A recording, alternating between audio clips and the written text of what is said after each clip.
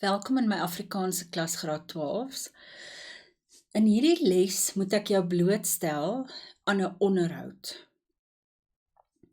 Ons het nodig om te kyk na 'n teks oor 'n onderhoud.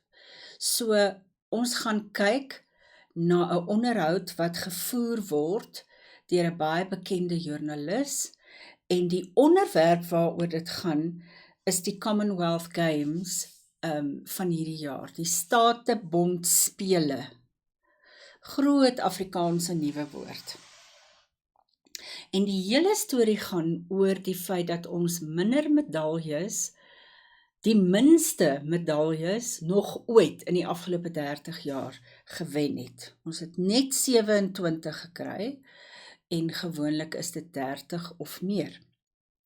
So, ek het hierdie onderhoud gekry uit die rapport van 2 weke gelede en die persoon wat die onderhoud voer is Hanlie Retief.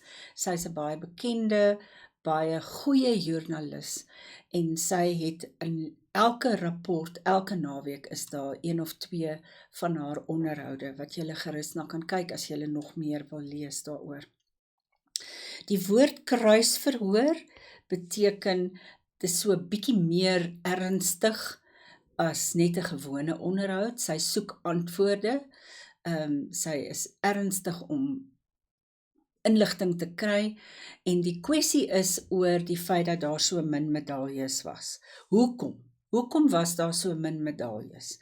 En die persoon wat die onderhoud voer of die onderhoud doen, sê dit is as gevolg van geldnood, lack of money, en onprofessionaliteit. Atlete en personeel wat onprofessioneel optree. They don't behave in a professional manner. Nou begin sy en sy sê dit was ons swakste, worst Statebond spele in byna 30 jaar. Barry Hendricks, he's the person in the hot seat. Hy's die baas van SASCOC, verduidelik hoekom. En daar kan julle nou sien wat SASCOC voorstaan. Dis die Olimpiese Komitee, hulle doen al die atlete, hulle doen die opleiding, hulle voorsien die geld en dis hulle baba. Goed, so ek het die vraag in Engels getik en die antwoord is in Afrikaans. So Hanlie vra die vraag en Barry gee die antwoorde. Goed. Dit was verlede maand ook ons swakste Olimpiese spele. Ons is duidelik op 'n afwaartse kurwe. So, she's saying we are clearly in a downward spiral. Nou kom sy antwoord. Neem in ag dat ons finansiering vir Tokio en Birmingham verminder is. So, hy verwys hier na die onlangse Statebond spele, maar ook die een 2 jaar gelede of 4 jaar gelede in Tokio. Die vorige Statebond speles was in Rio de Janeiro en in Londen, so dit was Brasilië en Engeland, was tussen 100 en 120 miljoen. So that was what they received in the past. Nou, vir hierdie ene, het ons net 5 miljoen rand gekry. So this is where the less money comes in. Operasie Excellence is gestaak. So natuurlik was daar een of ander vreeslike operation to focus on new talent and training them and getting them up to standard. En dan kom hy tot die gevolgtrekking, daar is dus 'n direkte verband, 'n direct link, tussen wat die regering belê en die getal medaljes wat ons gekry het. So he's saying there's a direct link between what the government gave us and the number of medals that we got. Volgende vraag. Jy het wel voor Birmingham gesê julle verwag ons gaan meer medaljes huis toe bring. So she's calling him on what he said, that they will bring back more medals. And then he says daar was 'n ander paar faktore, so factors, soos dat atlete wat veronderstel was om na die wêreldkampioenskap toe te gaan, van die wêreldkampioenskap na die Statebondspele toe te gaan, COVID opgedoen het. So it's not only the money, there were also athletes that fell ill with COVID and couldn't partake. Die vraag, kon dit bepalend wees? Would it have been would it have had such an impact? Dit sou meer medaljes beteken het. Ons het nie eens 'n 4x100 aflosspan vir mans gehad nie, terwyl hulle in Tokyo kandidate vir goud was. So it would have had a direct impact. We didn't even have a aflosspan. En in die vorige byeenkoms was hulle kandidate vir goue medaljes. Goed, maar ons het nog nooit minder as 30 medaljes verower nie. Selfs Nigerië het beter as ons gevaar. So yes, she's stating she's hammering this guy on the fact that we didn't get even 30 medals. Daar's 'n groot verskil om soos die Britte $294 miljoen oor 3 jaar te kry in die opbous na Parys. So that's where the next one is going to take place. Jy kan ook nie die Britte se professionalisme met ons vergelyk nie. You can't compare the Brits' professionalism with ours. And then he says it's something that we have to work on. Next question. Hoe moet die potensiële medaljewenner soos Wade van Niekerk voel daaroor dat julle hom in Suid-Afrika gelos het? So, we left potential medal winners in South Africa and she names Wade van Niekerk, the sprinter. Now the answer. Die meeste federasies se beleid, their policy, is dat hulle moet deelneem aan nasionale kampioenskap in Suid-Afrika. So, before they can partake overseas, they have to take part in the national championships in South Africa in order to be considered. Now, Wade het gekies om nie aan die nasionale kampioenskap deel te neem nie. So he chose not to take part, knowing what the consequences are. Elke atleet weet wat die gevolge is. Dan vra sy, kon daar nie 'n spesiale vergunning gemaak gewees het nie? Couldn't you have made an exception in this case? Sy antwoord, die federasies, the federations, pas die beleid toe om hulle sport te laat groei, juis sodat ons atlete teen mekaar kan deelneem. So the federation, the policy is that the athletes must compete on a national level before they can go further. Nou vra sy 'n vraag oor die beleid, about the policies.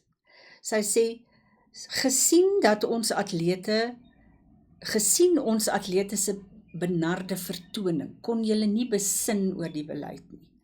So seeing the problem that our athletes having, could you not have maybe reconsidered the policy? His answer, Atletiek Suid-Afrika, so that's the organization in control of athletics, doen nou langtermyn beplanning, long-term planning, can you see that's all one word, soos wat in swem gebeur. So in swimming they've done that, waar ons nou goeie swemmers sien deurkom. So swimming did some long-term planning and the effect of that is there are very good swimmers coming through, like we saw.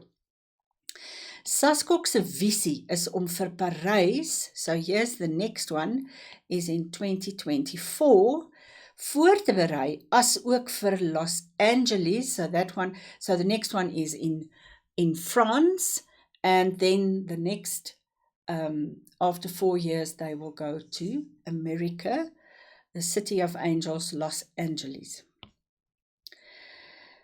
Waar gaan die medaljes dan vandaan kom? Chad, referring to Chad le Clos, is waarskynlik op pad uit, en ons rolbalspan gaan ook nie dan vir ons 'n medalje kan inoes nie, because the bowling team at that point, I think, will be too old to partake. Where are the medals coming from? His answer, young talent in swem en atletiek kom nou na vore.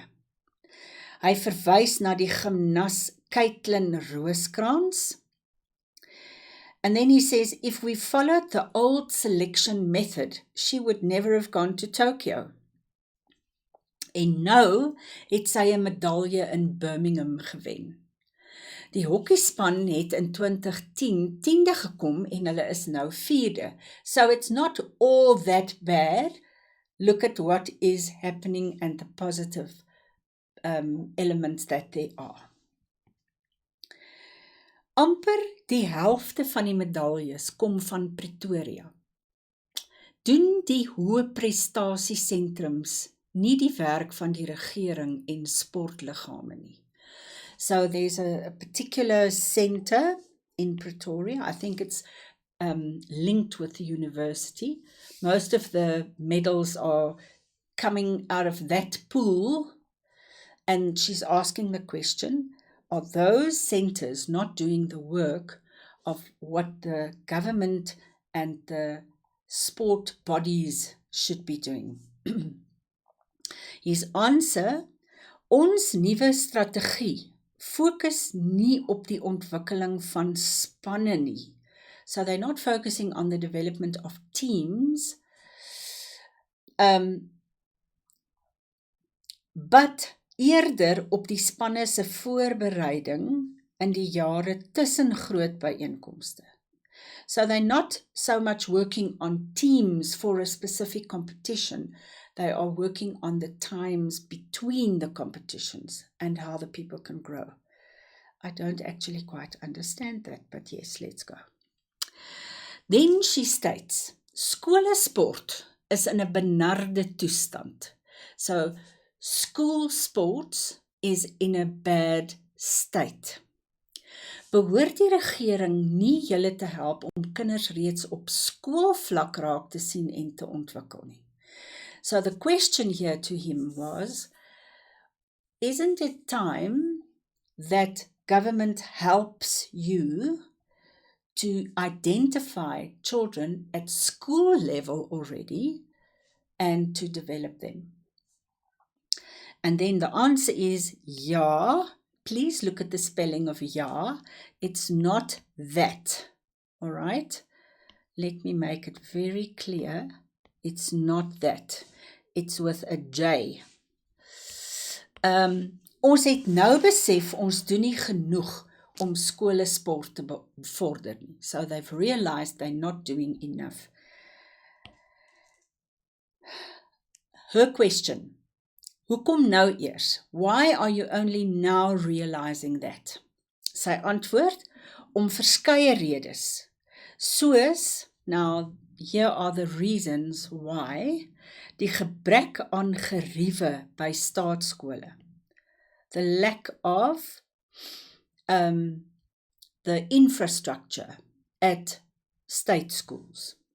Dis onaanvaarbaar, unacceptable. Ons stem saam, ons moet nouer saamwerk met die federasies en die regering. Saskok het pas 'n skolekommissie gestig. 'n Skolekommissie is 'n commission focusing on schools wat strategiese planne vir skoolsport uitwerk. So they are planning to do something about it. Let's hope it happens.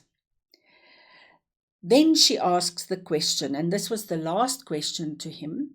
Die Wes-Kaap, Western Cape, spandeer jaarliks 8 miljard, so dis 800 miljoen, as ek reg, 80 miljoen, aan sportontwikkeling, sports development. And they create, through this, 60,000 werksgeleenthede. So they're developing sport, but they're also creating jobs. Hoekom volg die ander provinsies nie die voorbeeld nie? And then a bit of a cop-out, I think, and he said, I can only speak for the federations. And that was the end of the interview. So just a few ideas. Can you see that the person doing the interview must be very, very well prepared with the type of questions? She was asking serious, deep questions, and you won't be able to do that if you haven't done a little bit of research or a lot of research. I think I would not like to be on the other side of this lady, because she focuses on stuff that really matters. So yes, that's the end of this lesson. I hope it helped you. I hope that you got some vocab that can also help you in future. Tot 'n volgende keer.